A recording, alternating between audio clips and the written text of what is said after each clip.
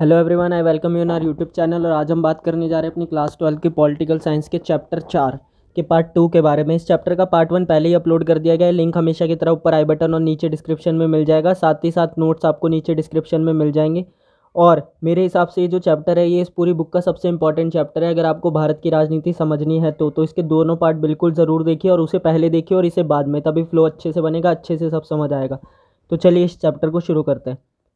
देखते हैं हम क्या क्या डिस्कस कर चुके हैं ऑलरेडी। हमने ये सारे टॉपिक्स पहले डिस्कस कर लिए थे। पहला आम चुनाव, दूसरा आम चुनाव, तीसरा आम चुनाव, और इसी तरीके से हमने चौथे आम चुनाव तक सब कुछ डिस्कस कर लिया था। अब हमें पढ़ना है कांग्रेस का विभाजन, बांग्लादेश युद्ध, पांचवा आम चुनाव, कांग्रेस का पुनर्स्थापन क्या था, और कुछ अन्य मुख्य बिंदु जैसे कि सिंडिकेट, दल बदल, गठबंधन और 1960 का दशक। ये सब टॉपिक्स अभी हम कवर करने वाले। तो चलिए वीडियो को फटाफट से शुरू करते हैं। तो जैसा कि हमने पहले तक पढ़ा था, मैं आपको फिर से रिवाइज करा देता हूँ कि देखिए, पहला आम चुनाव हुआ था 1952 में, दूसरा हुआ 57 में, तीसरा 62 में। तीनों ही चुनावों के अंदर कांग्रेस जीती थी और जवाहरलाल नेहरू प्रधानमंत्री बने थे। इसके 2 साल बाद क्या हुआ कि 1964 में जवाहरलाल नेहरू की मृत्यु हो गई, और उसके ठीक 2 साल बाद जो लाल बहादुर शास्त्री आए थे उनकी भी क्या हो गई, मृत्यु हो गई। तो कौन आई? इंदिरा गांधी आई। इंदिरा गांधी के दौर में क्या हुआ? चौथा आम चुनाव हुआ 1967, जिसमें कांग्रेस ठीक ठाक तरीके से जीत गई। यानी वैसी स्थिति नहीं रही जैसे कि पहले 3 आम चुनाव में थी, पर किसी तरह कांग्रेस जीत गई। तो अब 1967 के आम चुनावों के बाद क्या हुआ, मैं फिर से आपसे वही कहूँगा, अगर कोई भी डाउट है तो उस वीडियो को ज़रूर देखिए, उसे अच्छे से समझिए, फिर इस वीडियो की तरफ बढ़िएगा, वरना कोई फ़ायदा नहीं होने वाला है। तो चौथा आम चुनाव हुआ हमारा 1967 में। तो उसके बाद क्या हुआ? देखिए, 1967 के चुनाव में खराब प्रदर्शन के बाद कांग्रेस के अंदर क्या होने लगी, कुछ समस्या होने लगी। ठीक है, इंदिरा गांधी ने कांग्रेस में अपनी जगह बनानी शुरू कर दी, जिस वजह से सिंडिकेट और इंदिरा गांधी के बीच जो थे मतभेद बढ़ने लगे। तो जैसे मैंने आपको बताया था कि सिंडिकेट क्या होता था, बड़े बड़े नेताओं का ग्रुप होता था, जिन्होंने इंदिरा गांधी को इसलिए चुना था कि अगर इंदिरा गांधी रहेंगी तो वो उनके अंडर रहेंगी, क्योंकि वो क्या थी, अनएक्सपीरियंस थी। पर धीरे धीरे इंदिरा गांधी ने क्या किया, अपनी जगह बनानी शुरू कर दी, और सिंडिकेट को वो धीरे धीरे साइड में ढकेलने लगी, और इसी वजह से सिंडिकेट क्या हो गया, परेशान हो गया। अब इंदिरा गांधी ने कांग्रेस को अपने अनुसार चलाना शुरू कर दिया, और सिंडिकेट को ये बात क्या नहीं आई, पसंद नहीं आई। अब वैसे तो ये सब पार्टी के अंदर ही चल रहा था, तब तक इतनी बड़ी समस्या नहीं लग रही थी, पर ये समस्या देश के सामने तब आई जब 1969 में क्या हुए, राष्ट्रपति पद के चुनाव हुए, यानी जाकिर हुसैन की मृत्यु हो गई। तो मैं आपको एक बार ब्रीफली बताता हूँ कि कांग्रेस के बीच कुछ समस्याएं चल रही थी, इंदिरा गांधी और सिंडिकेट के बीच। इंदिरा गांधी कौन थी? प्रधानमंत्री। सिंडिकेट कौन था? बड़े बड़े नेताओं का समूह। ठीक है, तो अब ये समस्या वैसे तो इतनी बड़ी लग नहीं रही थी, पर ये समस्या तब बाहर आई जब 1970 में क्या हुआ कि भाई जो राष्ट्रपति थे ना, जाकिर हुसैन, उनकी मृत्यु हो गई। अब 1969 के अंदर राष्ट्रपति जाकिर हुसैन की मृत्यु हुई। तो उस दौरान क्या हुआ, सारी समस्याएं बाहर आ गई। तो देखते हैं जरा एग्जैक्टली हुआ क्या था। तो 1969 का राष्ट्रपति चुनाव, तो हुआ क्या एग्जैक्टली कि देखिए, 1969 में राष्ट्रपति जाकिर हुसैन की मृत्यु हो गई। यानी उस समय जो राष्ट्रपति थे कौन थे? जाकिर हुसैन थे, और उनकी मृत्यु हो गई।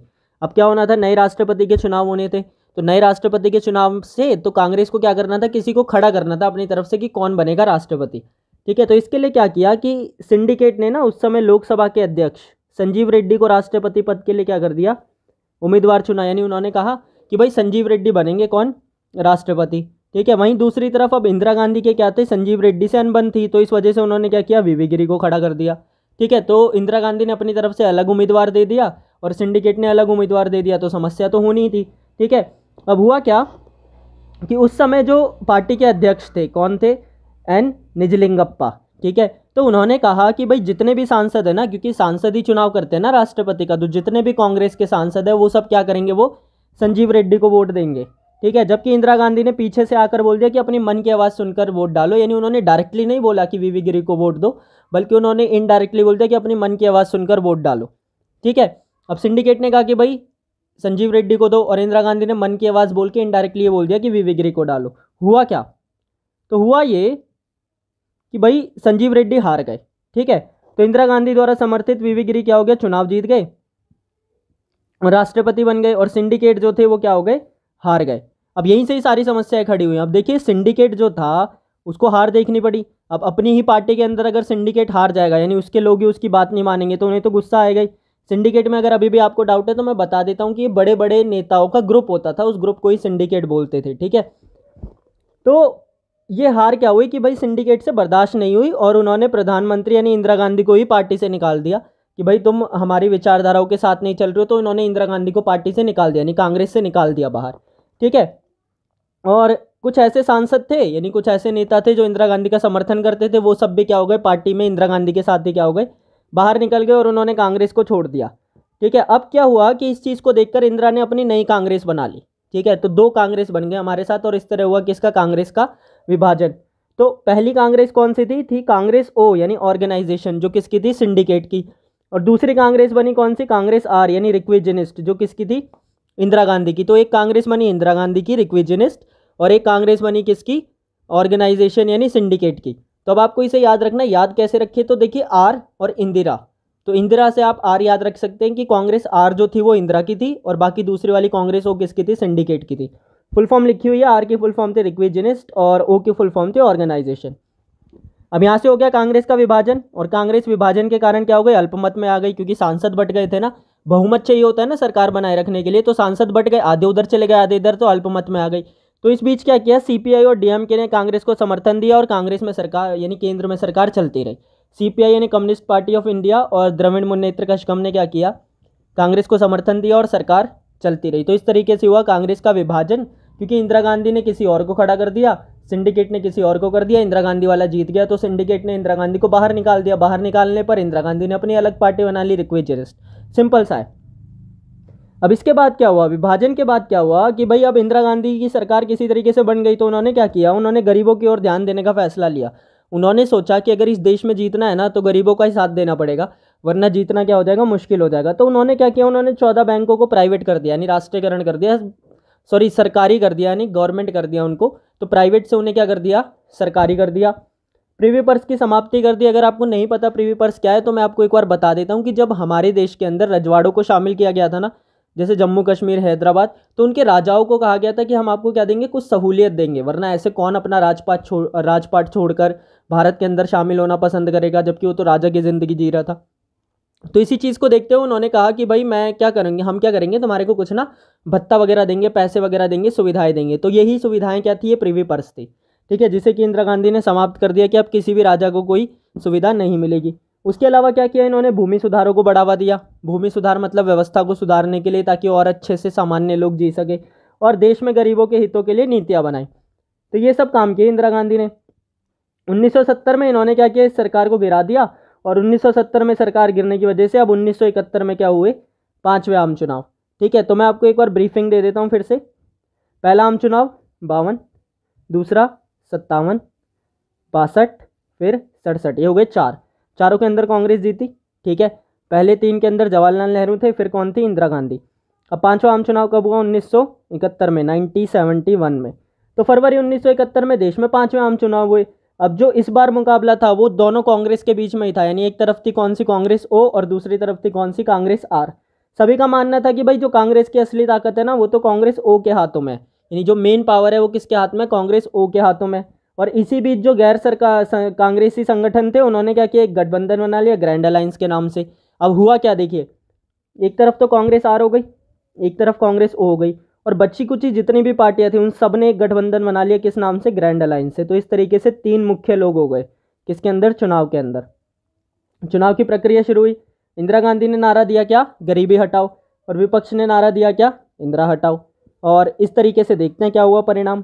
तो देश में चुनाव हुए और चुनाव के परिणामों ने फिर से एक बार सबको चौंका दिया। हुआ क्या कि भाई इस बार कांग्रेस आर ने सीपीआई के साथ गठबंधन बनाया था और दोनों को ही देश में सबसे ज़्यादा सीटें मिली, यानी आज तक जितनी कांग्रेस को नहीं मिली थी उससे भी ज़्यादा सीटें मिल गई इन दोनों को। ठीक है, यानी इससे पहले भी कांग्रेस ने कभी इतनी ज़्यादा सीटें नहीं जीती थी। ठीक है, दोनों ने कुल मिलाकर 375 सीटें जीत ली। ठीक है, जिसमें से सिर्फ 352 सीटें तो कांग्रेस आर को ही मिली थी। दूसरी तरफ जो कांग्रेस ओ और महाजोट था वो क्या हो गया, उसका पूरी तरीके से सफाया हो गया। कांग्रेस ओ को सिर्फ 16 सीटें मिली और महाजोट यानी ग्रैंड अलायंस सिर्फ 40 सीटें ही जीत सका। और इस तरह कांग्रेस ओ क्या हुई, वापस आ गई। कांग्रेस ओ नहीं, कांग्रेस आर और इंदिरा गांधी की वापसी हुई। यहाँ पर आपको ये ठीक कर लेना, यहाँ पर आएगा कांग्रेस आर, क्योंकि कांग्रेस आर थी ना इंदिरा गांधी की। तो इस तरह से कांग्रेस आर और इंदिरा गांधी की क्या हुई, वापसी हुई। और फिर से देखिए 1967 के चुनाव में भले ही कांग्रेस को समस्या हुई थी, पर 1971 में वो उससे भी ज़्यादा मजबूती के साथ क्या हो गई, वापस आ गई। किसके नेतृत्व में, इंदिरा गांधी के नेतृत्व में। तो अब इसकी जीत के कारण क्या थे, कांग्रेस आर की जीत के कारण क्या थे। ठीक है, तो देखो इन्होंने क्या किया था, 14 बैंकों का राष्ट्रीयकरण किया था, प्रीवी पर्स की समाप्ति की थी, भूमि सुधारों को बढ़ावा दिया, देश में गरीबों के लिए नीतियां बनाई, समाजवादी नीतियां बनाई। कहने का मतलब है ऐसी व्यवस्था बनाई जिससे गरीबों को फायदा हो सके, गरीबी हटाओ का नारा दिया। और इंदिरा गांधी की लोकप्रियता यानी जो वो फेमस थी उसी के साथ साथ 1971 के अंदर ही क्या हुआ था, बांग्लादेश युद्ध भी हुआ था, जिस वजह से भी इस पर क्या हुआ था, प्रभाव पड़ा था। नेक्स्ट हम देखते हैं कांग्रेस का पुनर्स्थापन हुआ। कांग्रेस के पुनर्स्थापन का मतलब है कि कांग्रेस फिर से उसी स्थिति में पहुंच गई जहां से उसने शुरुआत की थी। देखिए मैं आपको एक बार फिर से ना समझाता हूँ। पहले तीनों चुनाव के अंदर कांग्रेस बड़ी आराम से जीत गई, चौथा जब आम चुनाव हुआ तो उसमें उसे थोड़ी सी समस्या आई, पर पांचवें आम चुनाव में वो फिर से जीत गई। तो यानी कांग्रेस को फिर से उसकी पुरानी स्थिति में ले गए जहां पर सिर्फ कांग्रेस ही एक बड़ी पार्टी थी और उसके सामने कोई नहीं था। तो इसी को बोला जाता है क्या, कांग्रेस का पुनर्स्थापन। पर इसकी कुछ विशेषताएं थी। अब क्या हुआ कि भाई कांग्रेस जो थी वो इंदिरा गांधी की लोकप्रियता पर निर्भर थी। पहले कामों पर निर्भर थी, अब इंदिरा गांधी पर निर्भर थी। पार्टी में उपस्थित अलग अलग गुटों की समाप्ति हो गई और इसने कौन सी विचारधारा अपना लिया, अब समाजवादी। इसका जो मुख्य मुद्दा था वो क्या था, गरीबों का कल्याण, और पहले से अधिक व्यवस्थित और क्या हो गई, शक्तिशाली हो गई कांग्रेस अब। ठीक है, तो यही हुआ क्या, कांग्रेस का पुनर्स्थापन। कुछ मुख्य बिंदु है जो हमें डिस्कस करने। देखिए सिंडिकेट क्या था, तो जैसे मैंने आपको बताया कि कांग्रेस के अंदर जितने भी बड़े बड़े नेता थे उन सबको सिंडिकेट कहा जाता था। दल बदल क्या होता है, देखिए दल बदल उस स्थिति को कहते हैं जब कोई नेता एक पार्टी से तो लड़ता है पर जीतने के बाद दूसरी पार्टी में शामिल हो जाता है। मान लीजिए कि मैं हूँ, ठीक है, और मैंने कांग्रेस के चुनाव चिन्ह के साथ यानी हाथ के साथ क्या किया, चुनाव लड़ा, पर जब मैं जीत गया तो मैंने क्या किया, मैं बीजेपी में शामिल हो गया। तो इसी को क्या बोलेंगे, दल बदल। यानी मैंने चुनाव तो कांग्रेस की तरफ से लड़ा पर जीतने के बाद मैं बीजेपी में शामिल हो गया। गठबंधन किसे बोलते हैं, गठबंधन उस स्थिति को बोलते हैं जब दो या दो से ज़्यादा पार्टियां एक साथ मिलकर सरकार बनाती हैं। ठीक है, और ऐसा इसीलिए कहा जाता है क्योंकि किसी भी पार्टी को क्या नहीं मिलता, बहुमत नहीं मिलता और वो अकेले सरकार नहीं बना सकते। नेक्स्ट अगर हम देखें तो 1960 के दशक को खतरनाक दशक क्यों कहा जाता है, तो इसका पहला कारण क्या है कि ये समस्याओं से भरा रहा था। दो मुख्य समस्याएं जो थी वो थी चीन और पाकिस्तान का युद्ध। दो बड़े नेता मरे थे, जवाहरलाल नेहरू और लाल बहादुर शास्त्री। आर्थिक समस्या थी, खाद्यान्न संकट था, विदेशी मुद्रा में कमी थी क्योंकि हमने हथियार खरीदे थे ज़्यादा और सैन्य खर्चे बढ़ गए थे। नेक्स्ट अगर हम देखें तो भारत में चुनावों के बारे में बात करनी है। जैसा कि मैंने आपको बताया पहले तीनों चुनाव कौन जीता था, कांग्रेस। ठीक है, और जवाहरलाल नेहरू प्रधानमंत्री बने। उसके बाद चौथा आम चुनाव कौन जीता, फिर कांग्रेस, इस बार इंदिरा गांधी थी। और पांचवा आम चुनाव कौन जीता, कांग्रेस, और इस बार भी कौन थे, इंदिरा गांधी। तो आपको ऐसे ही याद रखना है इन सबको, 5-5 साल बाद थे फिर। ठीक है, और बस ये वाला 4 साल बाद हुआ। ठीक है, तो सब कुछ अच्छे से समझ आ गया होगा। पार्ट 1 भी ज़रूर देखें हमेशा की तरह। पार्ट 1 का लिंक आपको ऊपर आई बटन और नीचे डिस्क्रिप्शन में मिल जाएगा। नोट्स का लिंक नीचे डिस्क्रिप्शन में। हमारा टेलीग्राम ग्रुप ज्वाइन कीजिए किसी भी तरीके के डाउट्स क्लियर करने के लिए। साथ ही साथ चैनल को सब्सक्राइब कीजिए ऐसी और वीडियोज़ के लिए, और एक लाइक छोड़ कर जाइए क्योंकि आपका एक लाइक हमें मोटिवेट करता है ऐसी और वीडियोज़ बनाने के लिए। Thank you.